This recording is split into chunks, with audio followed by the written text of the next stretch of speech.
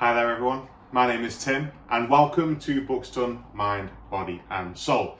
Feels like I'm doing one of these videos every so often now as to kind of why I've been away and what the channel is going to be moving forward. So this is a bit of an explanation as to why I've been away on both this channel and my TCG channel as well, because that is something that has also fallen off the wayside a little bit.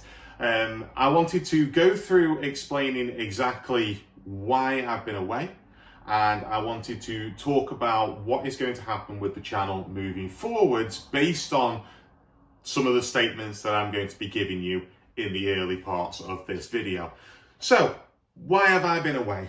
Well, I've been away because I needed to be away from posting content all of the time, trying to overdo it essentially. This channel is all about mental health, and I'm very open with my mental health on this channel, and I talk about the struggles that I've had in the past with my depression and my anxiety on a regular basis. Now, this is not something that I've ever shied away from, but it should give you an idea as to if I overwork myself and if I do too much, that's when things become a little bit of a problem. And essentially at the beginning of this year, earlier on this year, that is exactly what happened. And I decided that I needed to take a step away from a few things. I took a step away from doing content for this channel because I've got 6 subscribers on this channel and very few views. So it's not like it was, going to change the world if I suddenly disappeared. And then after a little while, I've just posted on my TCG channel. I also stepped away from there a little bit as well and took a bit of time to myself. I keep taking a bit of time to myself, but at the moment, I'm feeling like I need to do something and I need to force myself into doing something. So here I am. What happened at the beginning of the year was that I took on too much. I was trying to run the TCG YouTube channel, which was 3 videos a week. I was trying to do this video, which was this channel, which was just 1 video a fortnight, admittedly. I was trying to do a 43-hour week at work, and I was trying to see my daughter. I was trying to go to the gym. I was trying to do all of these things, and eventually everything got to the point where it got too much, and it built up and it built up and it built up over time, and eventually I was just exhausted from it all. I was doing coursework with work where I was trying to do 2 courses at once with a potential of doing a 3rd. I've since said that I'm not doing the 3rd. And I was doing both of these courses at exactly the same time. Literally the deadline for one was 1 week, and then the deadline for the next one was like 2 weeks later or something like that. I was trying to do both at the same time amongst my 43-hour work week and trying to do YouTube and trying to live my life. And essentially I found that I wasn't living my life. So I took a step back from a few things. I finished off those courses. I thought, that'll be fine. Once I've finished off those courses, I'll have more time to myself. But that just didn't happen. I didn't end up with more time to myself, and I just still felt overwhelmed by it all. So I had to take a step back. And essentially what has happened over the course of the last 6 months, I think it's been like 4 or 5 months since I posted a video. What has happened over the last 6 months is I have gradually found my mental health has been dipping. And it got to the point where I finally it takes a little while for you to really admit that that's what's happening. And it always does. And I knew it was. I knew that I wasn't in a good place. I knew that I was feeling more anxious on a regular basis. But then I ended up needing to take a little bit of time off work. Admittedly, not long, a couple of days here and there, where I said to my boss, I was like, I just cannot do it today. I can't leave the house. I'm really struggling. And they were completely understanding.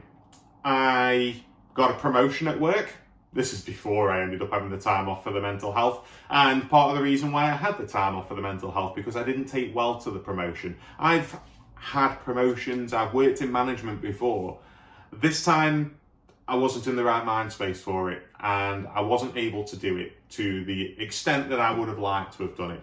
So I have decided, since taking, it was actually on the day where I went into work and I said, I need to take a couple of days off for my mental health. And I handed back the keys that I'd been given for the promotion for the leisure centre that I work at. And I said, I don't want these. I don't want anything to do with it. And that was probably the best decision that I could have made at the time. And that was around about 6 weeks ago now. Since then, I've felt my mental health has been improving. But also, at that time, I've also had other things going on with family, which I'm not going to go into. I've had bereavements, I've had family illnesses and things like that that has added extra stress, but that's by the by, these things happen. But when I took the time off work, I said to myself, I'm taking time off work for a reason. I'm taking time off work because I don't feel like I can cope at the moment. So I need to do something about it, otherwise this is going to keep happening. And the reason I think I feel a little bit more positive 6 weeks on from now, other than the fact that I'm not in a job which I was struggling with, is that I decided to do something about it. I decided that I was going to put myself back into treatment. I decided that I was going to put myself back into therapy wherever I could. So I went to my GP, and this is what the main body of this video is going to be about, is because I like to give my experience with mental health to you guys, because somewhere there's somebody who is feeling in a similar way to me. They are feeling anxious, they are feeling depressed, they are feeling lonely, they are struggling to get by day to day, and they are terrified of going to the GP because they know that something's wrong and they don't want to admit it, and they don't want a professional to tell you, or they're scared that that professional is not going to take you seriously. So I wanted to put this out there as my journey going back into treatment. And I did this before on another YouTube channel where I talked about what I was doing in my treatment. I'm going to do exactly the same thing today and moving forward with this channel. I'm basically going to do some video diaries of what treatment is like. And today I'm going to cover what happened when I went to the GP and what happened after that. So, what did happen? Well, I went to the GP. I was given a student doctor for my GP, which isn't necessarily the best thing straight away, but I did see the reasoning behind it as well. The student doctor had longer appointment slots, which allowed me, and the doctor that I saw, he was a very nice, really nice guy. There was another student doctor in with him. Both of them were really nice. They were really understanding and really pleasant with how they treated me. So don't be put off by the fact that it's, if somebody says, oh, it's a student doctor, they're not palming you off. These are doctors, they just need permission to do certain things. That's essentially all it is. They've had the training. They're certainly the two that I dealt with lovely young people who really understood and helped me. So they put me with the student doctor because they said, there's a longer appointment time. If it's mental health related, you don't want to just be in there for 5 minutes like most GP appointments, they try to take because they want to rush through. You need a little bit more time. So I said, yeah, that's absolutely fine. As long as I get seen by somebody who can prescribe me some medication and who can give me advice about the next steps and make a referral for me, then I don't mind who I see.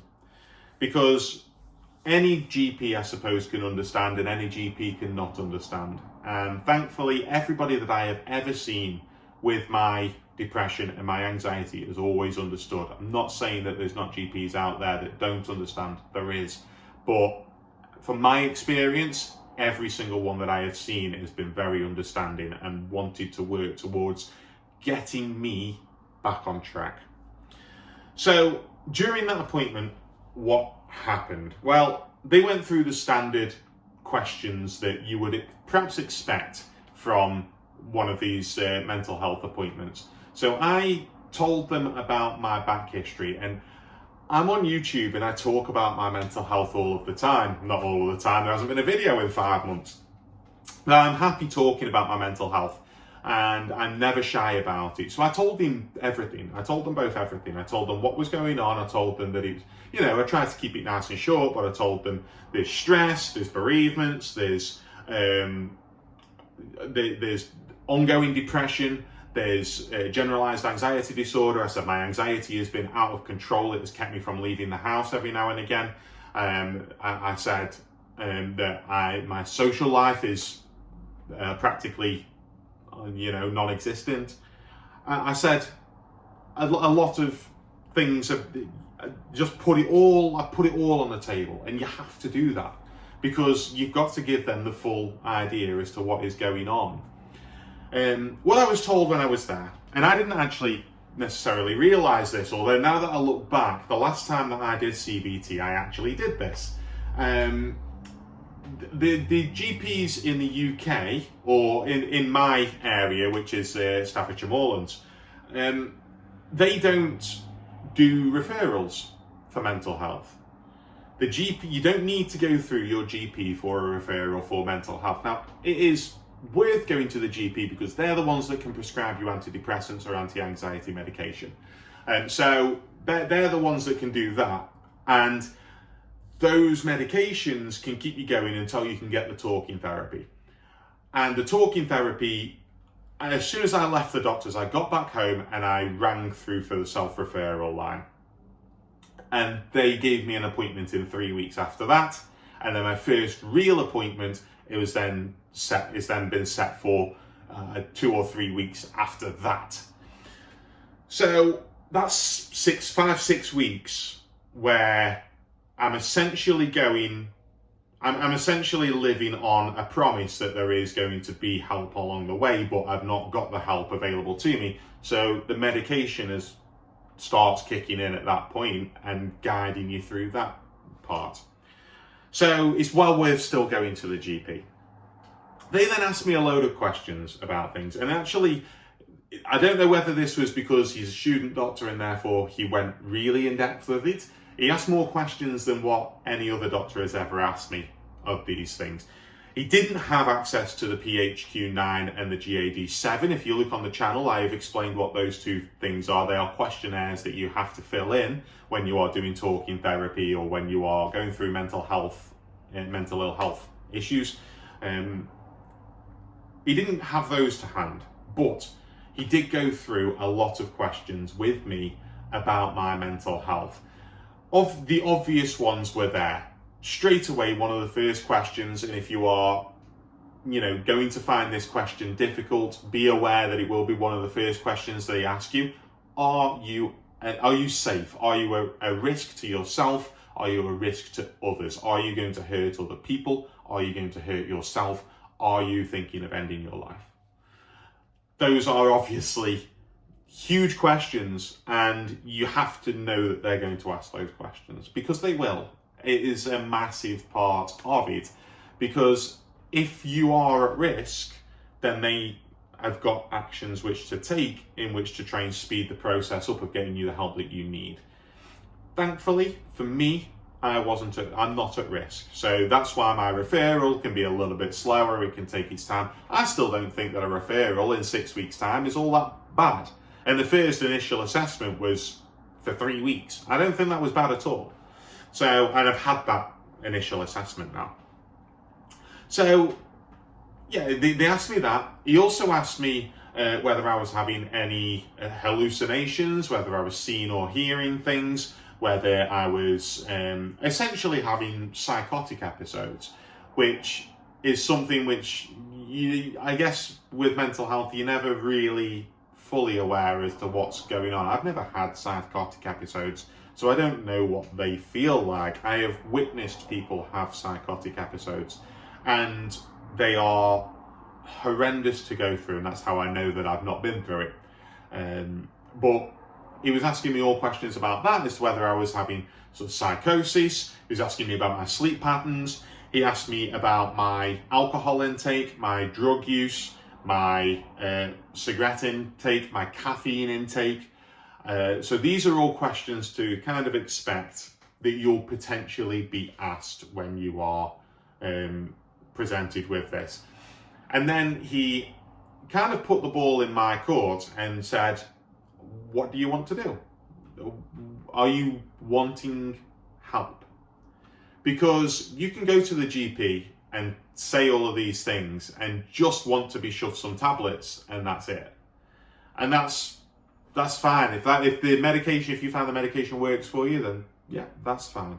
I always found that talking therapy helps a lot. So I said to him, I wanted talking therapy. That's what I wanted. And that medication is great, but in an ideal world, I do not want to be on medication. I want to be as far off medication as possible. But I've been on plenty of medications before. I've been on fluoxetine, I've been on sertraline, I've been on citalopram, and I've been on venlafaxine before for depression and anxiety. And he went through my history with me as well. So he talked to me, he looked through my records and said I had CBT in 2021. I also had CBT in 2020, which was ended because of the COVID pandemic.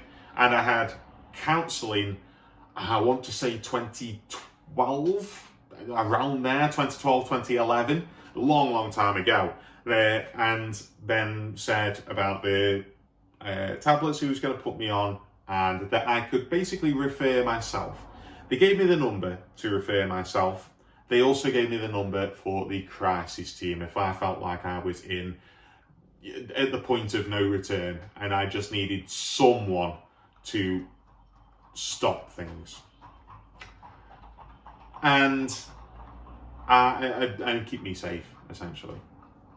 So yeah, they sent me they told me all of that and then sent me on my way, essentially. Like I say, very understanding, very thorough with the questions that they asked, and I thought handled it very well. So props to my GP. The student doctor really helped out. I went home, I did the self-referral. When I called up the self-referral line, you essentially have to go through the same questions again because they need a bit of a background so that they can get a general idea. And that phone call was like 5 minutes. It was really quick just to do my own referral. But it was like, get my name, get my past history, get what's going on currently. Am I safe? Am I in danger? Am I a danger to anybody else? All of these things I had to go through again. I admit by the end of all of this, I was exhausted. These things are tiring because it's such a stress-filled thing to have to do. So that was that day. And then after that, I went to bed and I was done for a little while and then got up and tried to carry on my day. I'm going to move forward now to the assessment. So nothing happened for those 3 weeks in between my initial referral for myself and then my assessment date. My assessment was set up to be a phone call, and it was a quick assessment in order to get me the correct treatment. So essentially, if you're right, let's go through 2 days before. 2 days before, you get an email through from your referral saying, can you please fill in these questionnaires? And it's your PHQ-9, it's your GAD-7. Go and watch those videos on my channel. I go through those forms in detail with you so that you know exactly what those forms are going to be, so that you've got them in front of you. They also sent me through, straight after my referral, they sent me through a handbook of essentially what is depression and how to cope with it, and what is anxiety and how to cope with it. And these booklets were, they're NHS provided, and they are like 40 pages of information on depression, 40 pages of information on anxiety, what to do about it, how to solve certain things within that bracket. So like, for example, if you find that you worry about lots of different things, it has some coping mechanisms in there for you, just so that you can read that and you can go through all of these things. I'm going to go through those forms in a separate video, so I'm not going to talk about them too much now. And then we get to the second appointment. So I filled in my PHQ-9, I filled in my GAD-7, and they got electronically sent back to them. And that means that they've got that information for my assessment. Now, the assessment is not with the person who is going to be doing the treatment. The assessment is with somebody different, which some people might find off-putting, and they admit that that is something that they might find off-putting. They said at the very beginning of the assessment, they said, if you're not comfortable talking to me about it because I'm not going to be doing your treatment, I completely understand. You do not need to disclose anything that you don't want to. I'm a very open person. I let it all out on the table again. With the assessment, it was a phone conversation, and it took around about half an hour, something like that, of me going through basically the same questions that I had with the GP, again with this new assessor, with the viewpoint of what is the best therapy to give you. There's several different sorts of therapies, but the main ones that I'm aware of, because I've been through them, are counselling and CBT. Counselling is for people who score generally lower on the PHQ-9 and the GAD-7. Particularly, I think the GAD, counselling I found it really good when I was really struggling with my depression, and I didn't have much anxiety at that time. So the counselling was really good for that. But what I've been put on is for basically the higher scores of the anxiety and the higher scores of the PHQ-9 for the depression is I've been put on CBT, which is cognitive behavioural therapy. I'm going to go more into detail in another video, because I'm going to go through like my first appointment and stuff like that, where I'm assuming that I'm going to have cognitive behavioural therapy explained to me, and I will be able to bring you definitions for it and bring you some ideas. I've already done it, so I know what cognitive behavioural therapy does for me, but that's a separate video's worth of stuff. So I went through basically the same questions with them as I did with the GP. So I went through my eating, drinking, drug use habits, alcohol intake. I went through my lifestyle. I went through what I do for work. I went through how I'm finding my anxiety, what my anxiety manifests as, what my depression manifests as, how I am getting by. Am I a danger to myself? Am I a danger to others? Am I going to hurt other people? They didn't ask any questions about the psychosis. Whether that was already on my notes, I don't know. But yeah, they didn't ask any questions about the psychosis or anything like that. And essentially, after half an hour of talking to this lady, who again, lovely lady, very understanding, and obviously she works within mental health. So things that I'm saying, she's heard from other people. She knows that these are symptoms of depression or symptoms of anxiety. She knows where to put you based on this kind of spectrum, because it is a spectrum of a condition. And they developed my treatment. And they explained to me that treatment is, you always pretty much start on the low intensity treatment with CBT. So the low intensity treatment is 6 weeks of CBT, where you have another initial assessment with your actual person who's going to treat you, which is a bit of a longer appointment, and then it will be 5 more 30-minute appointments, all done over the phone. Or you can do higher intensity, and I've done higher intensity before.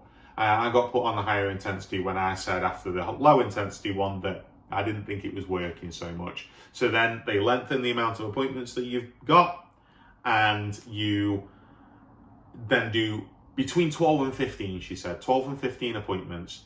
And those last from appointment 6 through to 12 to 15, however many you do, that last half of the treatment, the appointments become an hour long, and you're a lot more in depth with things. I'm kind of hoping, with how positive that I'm feeling right now, I don't need to go on to that higher treatment. In a way, for the purpose of these videos, it'd be nice if I did. But I'm kind of hoping that I don't need to, because these appointments are exhausting. And again, I come out of this phone call after having talked for half an hour, 40 minutes, however long it was, about everything that was wrong in my life. I was so tired and so exhausted. And what they have done for me is they have sent me through this is personalised, and I'm going to keep it confidential, so I'm not going to put it on the screen, but there are other things that have been sent through to me that I'm going to do other videos about where you'll see them on the screen, because I can edit videos better now. And they said to me, you have got here a safety plan. And this safety plan is essentially the reassurance of when my appointment is and what time my appointment is going to be, how that appointment is going to be. So it was going to be a phone call from a withheld number. So I was aware of that. If that's something that makes you anxious, that a withheld number is calling you, at that time, a withheld number, it just makes things a little bit easier for you. It also had on a bunch of helplines that you can call. It had that crisis team that I'd been given before from the GP. It had that number on there. It had a number of mental health charities on there. So it had Mind, it had the Samaritans charity, it had a bunch of charities on there. Calm, I think, was on there as well, which all of those numbers were on there and allowed us to, if I needed help in the meantime, she said, don't hesitate to call those numbers. Don't hesitate to call us if you need any help in the meantime, because you've got 2 or 3 weeks now until your appointment. But thankfully, the fact that I've got an appointment coming up, that's helped keep me a little bit stable and given me a light at the end of the tunnel. So, and that's because I've done CBT before. For those of you who have not done it before, and from my past experiences, you don't know what to expect. You don't know what is going to come in these appointments, which is what my videos are going to help you with. You don't know what they're going to talk about. You don't know what they're going to say. You don't know what the activities are going to give you and things like that. So I get it if you're scared of the appointment. But honestly, for me, it's a light at the end of the tunnel. It's me doing something to try and take control of my life again, because it was spiraling out of control. And had it carried on, I would have been a lot worse off than what I am now. So that's it. My next appointment is set for early on next week, and I am hoping that everything goes well with it, essentially. All I'm hoping is that I can, in that first appointment, I want to be able to, and so this is an hour-long appointment, they told me.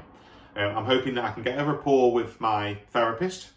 I'm hoping that she's nice and understanding and caring and, has a nice soothing voice or something like that.